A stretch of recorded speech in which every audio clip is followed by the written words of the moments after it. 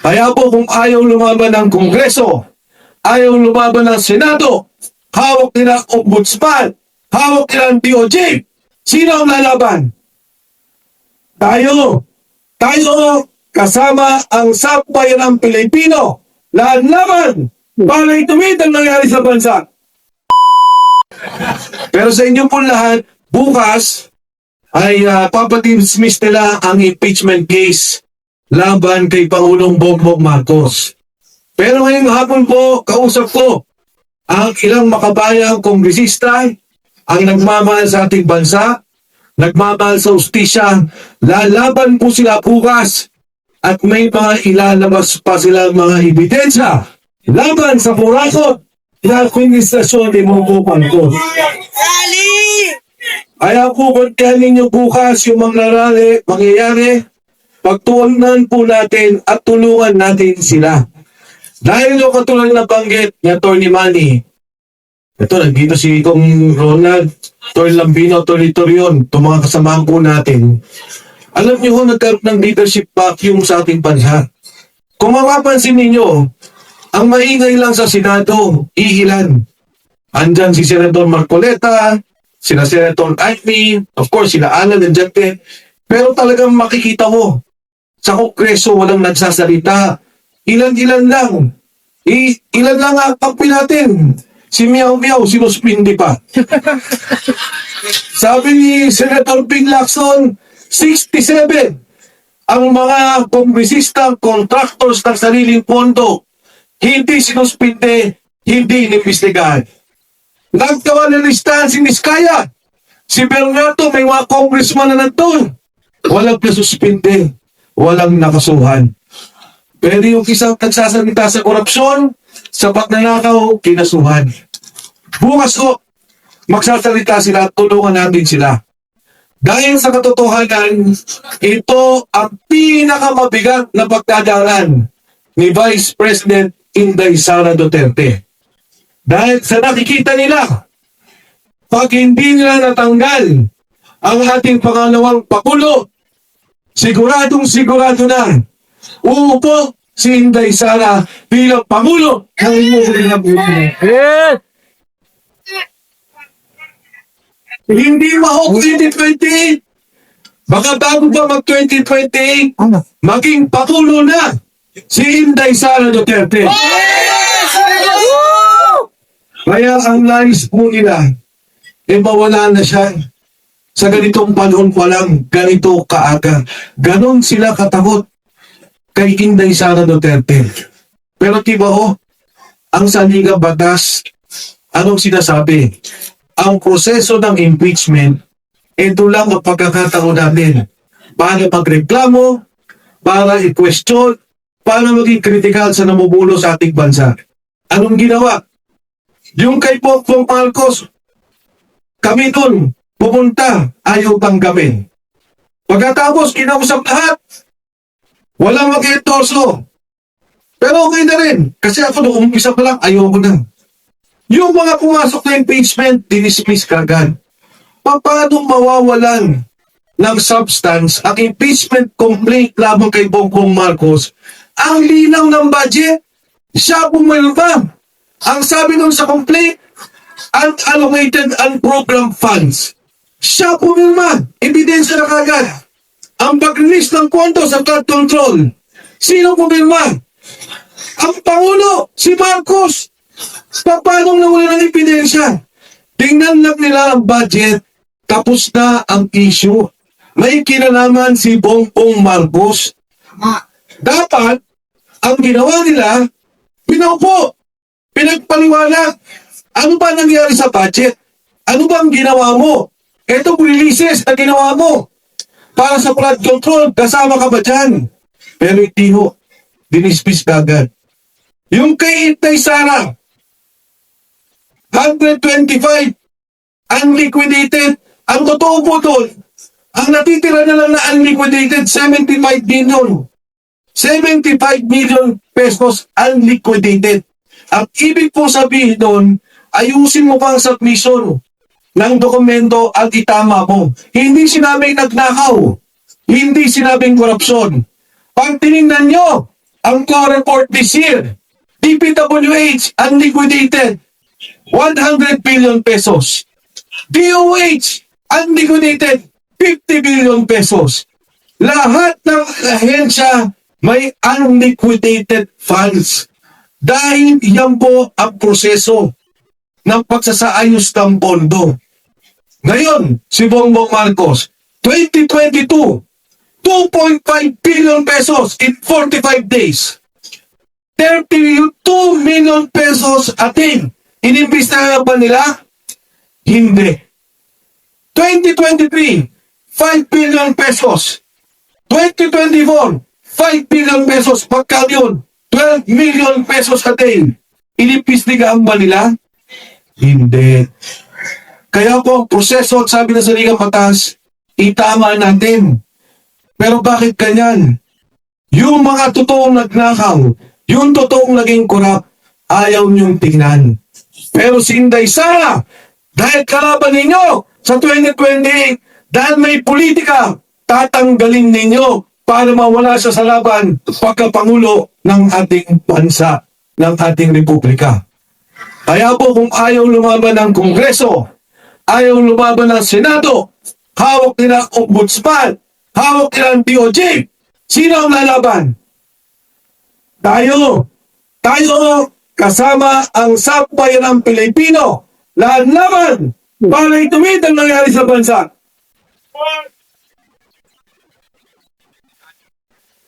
At yung pong ginagawang pagnanakaw sa Kongreso, Senado, dapat na pong itigil yan. Dapat na pong itigil ang organisado na pagnanakaw na pinamumunuan at nakakayang sabihin kung di walang iba ang Pangulo ng ating Republika, si Bongbong Marcos. Si Inday Sara, nagkamali. Tayong lahat nagkamali. Sino dito kumpanya kay Bongbong Marcos? Oh! Go, baby! Bakit na ito? Nakapungtol sa buwan. Ang unang kalaban, Quezon ang City! unang kalaban ni Bongbong Marcos para magkasama tayo dito sa Quezon City. Yes! Kaya, ang pangalawang sa kasalanan si Inday Sara. Bakit? Sumama siya kay Bongbong Marcos.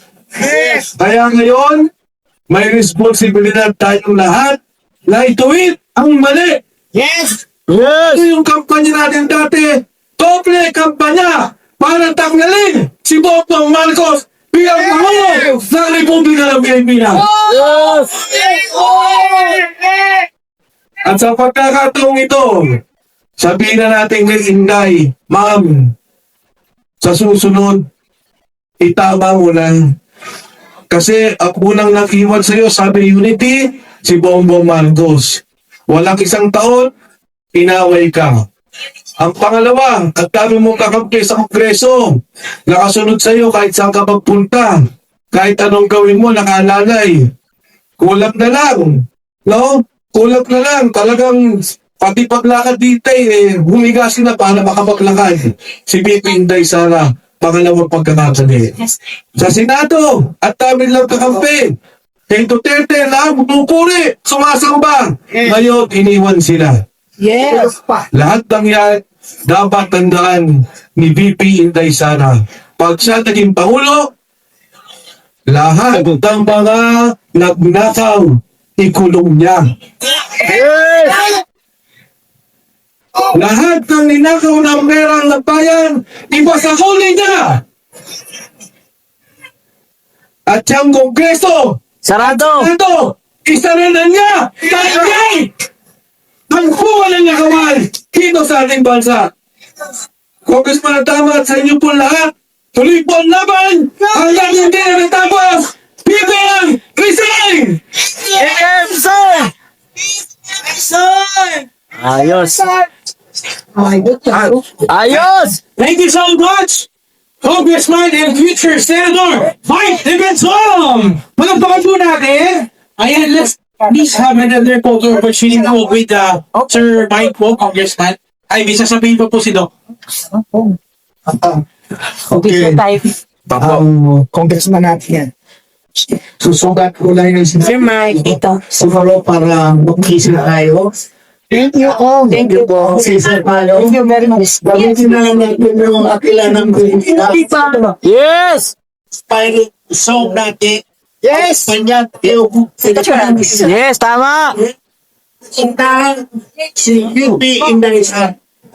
Gusto ko panggitin sa inyo sa plano namin magkaroon ng may region singing singing competition using this song as testing feet. Okay ba kayo doon?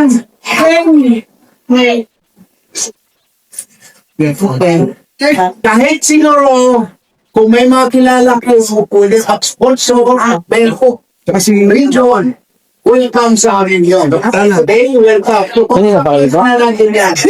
Okay, ano yan tawag ito? May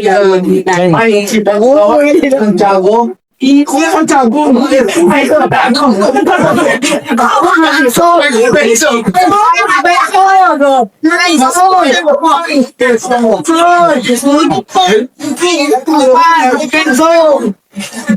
Anyway, ganito no? Ganito ang request. May request lang. Pag-action ulit tayo. May we call him again, Dr. Mata, Attorney Torion, Attorney Lambino, Attorney Manny Luna po, D.O.L.A.O.S. Manda, Tapos 100 leaders mamaya. Aba, Mga leaders natin. Head of the organization. yes po, nakawagi ka din po. Ako. Sige na mo. Ayan, please come forward. Take 2 po tayo. Take 2 with Senator Mike Defensor. Bro! Ikaw! Ito na! Ano? Baka nga, bigyan kita. Hindi na. Sige na lang. Sino ba na ngayon?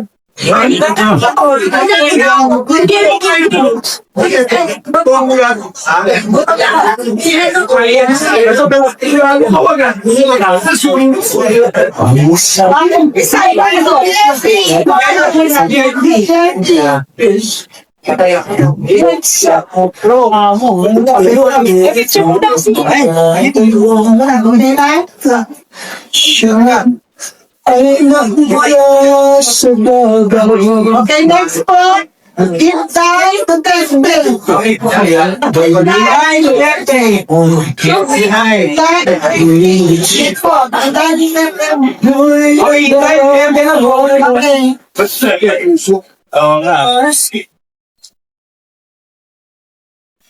Okay na po? Okay. Okay,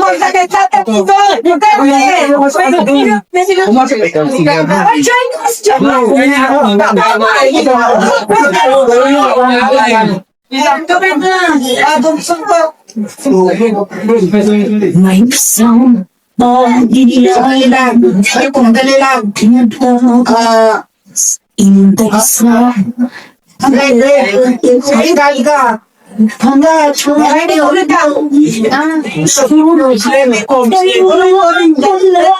Bisa na ba?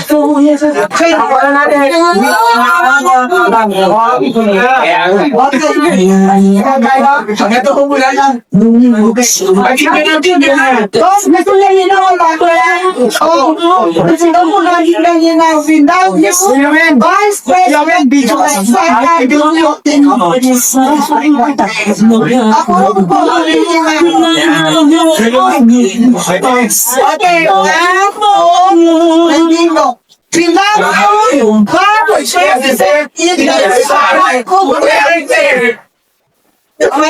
One more. Yeah. Alagas. We love you.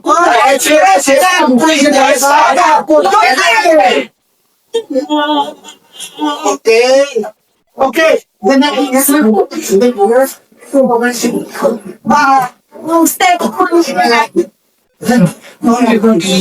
Officers dito. Mayroon dito. Dito. Van, Edwin, dito na, dito. Jochi, now, kaya, lahat na balikas, hindi kayo, tayo, pwede naman tayo,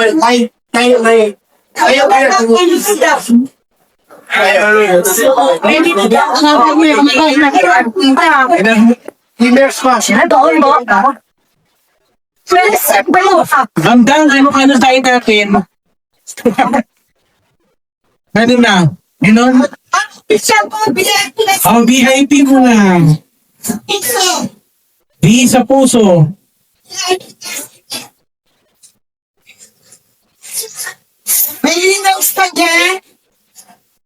Okay, next call in Dari Duterte. Okay, go.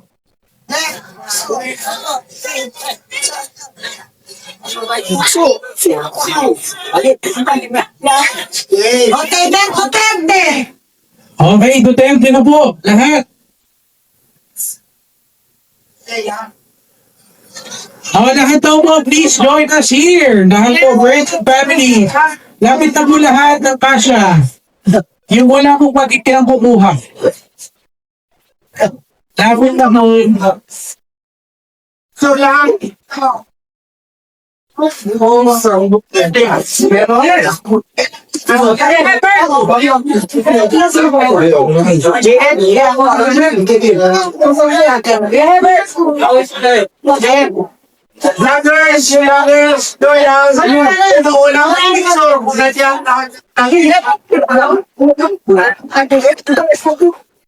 Okay, we po ulit. Lapit na po. We're photo ops. Ayan. Lahat.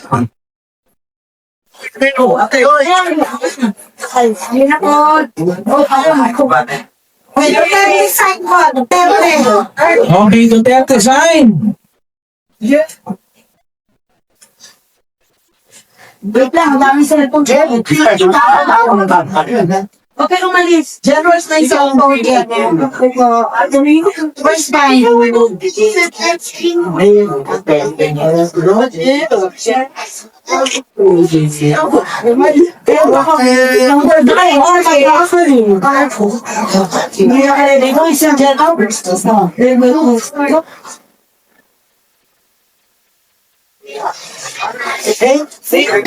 Okay, thank you so much, everyone.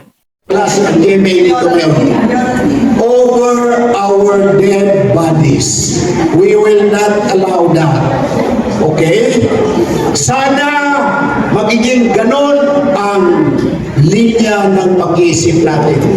Huwag natin hayaan na sagasaan na lang natin nila ang karapatan natin. Okay?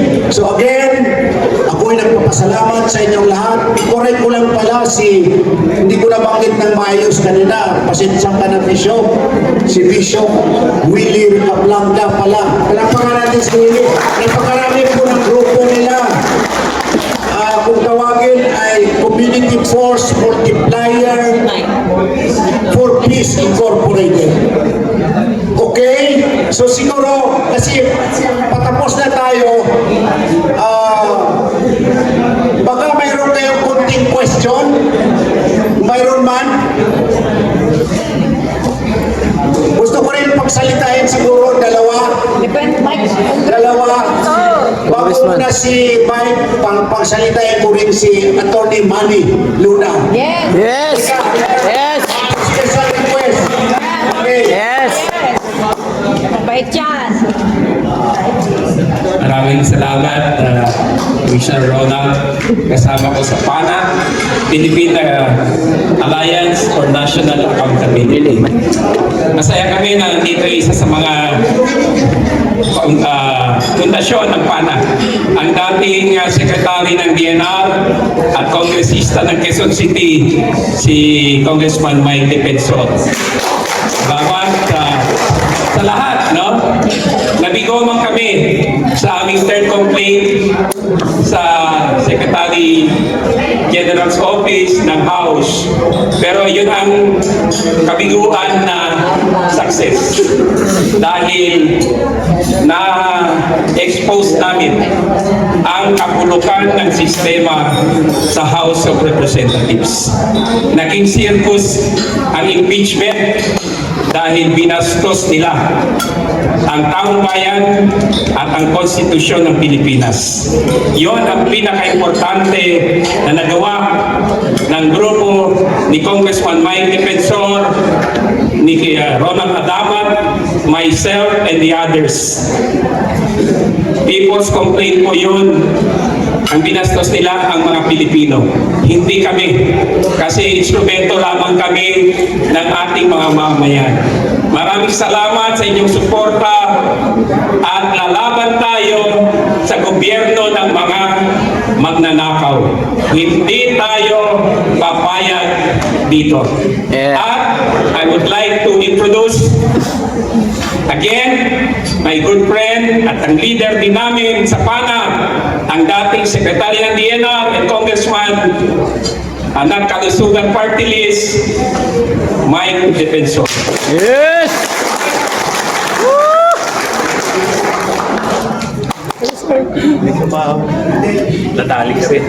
Maraming salamat, Atty. Manny Luna. Alam niyo ho, nung kami ay nag-file ng impeachment, may nag-comment, nakita ko, tuwang-tuwa ako. Kasi ang sabi niya, para daw po kaming 7 dwarfs. Nauna si Manny Luna, si Topacio, ako, si Harold Respicio na matangkad doon. Pati si Atty. Jing Paras, magkakahit po kami. OIC councilor ako. After we remove the old Marcos, tayo ang pumalit. Vice Mayor pa si Mayor Rudy and President Duterte. Huwag po nating kalimutan, ipagdasal natin ang pinakamamahal, very popular, walang iba si President Rudy Duterte. Saan ang galing? Anong nagawa ni President Duterte? Noon, pag umakit tayo sa Baguio, napakatagal. Kasi yung biyahe, wala pa yung mga expressway. Sinong gumawa noon? Si President Rudy Duterte. Nag-ikot tayo sa ibang probinsya. Bypass road, airports, napakaganda lahat. Tulay, Central Luzon, ang daming presidente dumaan dyan. Pero si President Rudy, ang napakaraming nagawa. Palakpakan po natin. Sa mga kapatid natin Muslim, binigay niya ang autonomous region. Palakpakan po natin. Sa droga, bumaba. The crime is down, the economy is up during the time of President Rudy. Kaya marami po, marami siya nagawa. Coastal Road, Sorsogon, Bicol, Davao, Cebu, napakadaming nagawa ni President Rudy. Now, thereafter, what is next? Si Vice President, pwede na maging Presidente, si Sara Duterte. But again, hindi kahaman itong si Vice Presidente. Hindi ito yung tao na power. Nagtatiming. She sacrificed. She just ran for Vice President in the name of the unity of this country. But ano yung binigay nila? You look at the family of the Dutertes. They were oppressed. They were castigated. Notice that the former president were brought outside of the country.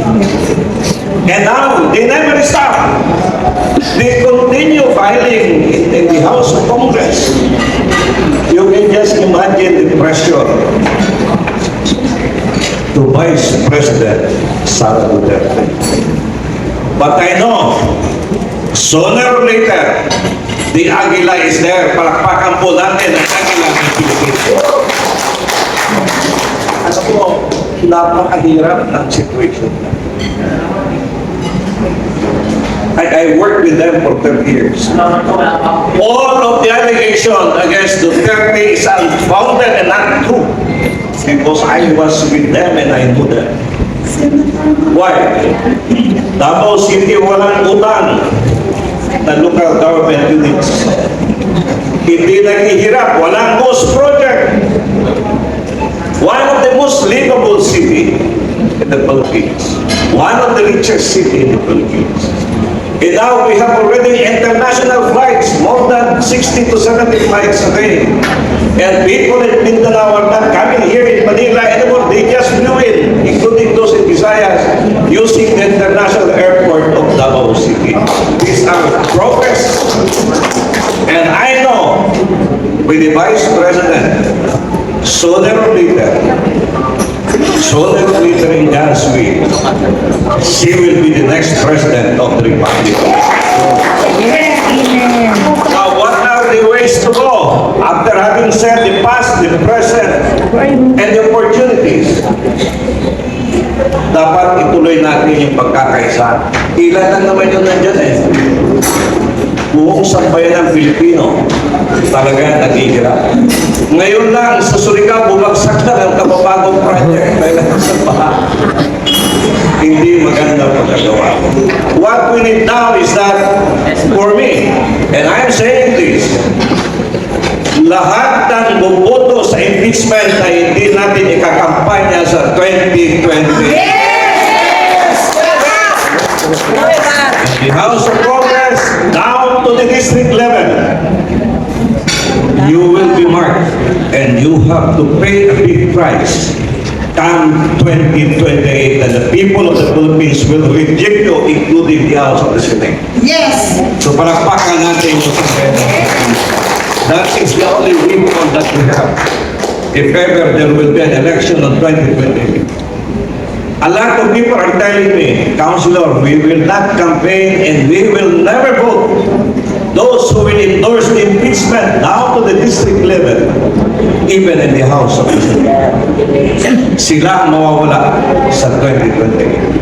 Kaya magkakaroon tayo ng paradigm shift from the status quo to the new setup of politicians, the politics of not on personalities, but the politics of issues. So mga kababayan ko, mahalin po natin ang Pilipinas. The most oppressed na napakasakit na ginawa nila sa pamilya Duterte. Wala naman kasalanan ni President, ni Vice President Sara. In Davao City, wala nang NPA doon dahil lang sa programa ni Vice President Sara Duterte. Palakpakan natin. Napaka-developed. Sana ito yung ating mangyari sa buong Pilipinas. On matters of drugs, before President Rudy became the President of the Republic, meron na po kami rehabilitation program sa Davao 2003 pa. Kaya nagkakabalik kayo for accusing the former President about the drugs campaign. In Davao City, meron na po kami rehabilitation program in 2003 pa. Ang daming napagamot na nagkaroon ng tama ng droga. Ito ay ginawa ni President Rudy Duterte. This is to disabuse your mind that President Duterte is very brilliant. And long time ago, marami ng rehabilitation program sa Davao. Meron siyang children para sa mga may cancer. Hindi pa siya presidente, ginawa na ni President Rudy Duterte. So nagkakamali lahat yung mga allegation and accusation, even to Vice President Sara Duterte. So mga kababayan ko, we need to be united. The struggle for what is right to us will continue. And the hopes will remain in the minds and the heart of our people, especially on the next generation. And to Commissioner Tama, congratulations po. At sa ating lahat, tuloy-tuloy po tayo. Maraming salamat and good evening to everyone. Thank you so much. Thank you so much, Councilor Danny Dayangira. At this juncture, thank you once again, Honorable Councilor Danny Dayangira. Thank you po. At this juncture, before we proceed with the closing remarks, but we have to invite all our senators and VIPs here in front po for a quick photo opportunity lang before we do the closing remarks. May we call on Dr. Richard Mata, Attorney Israelito Torion, Attorney Raul Rambino, Dr. Ronald Adamat, again, Councilor Dayangira. Sir, kayo. Ma'am Dan, kasama na po kayo dito. Quick photo ops lang po muna. Dito po. Pwede nga agila lang Pilipinas. Yan. Sige po, quick lang. Photographers, thank you.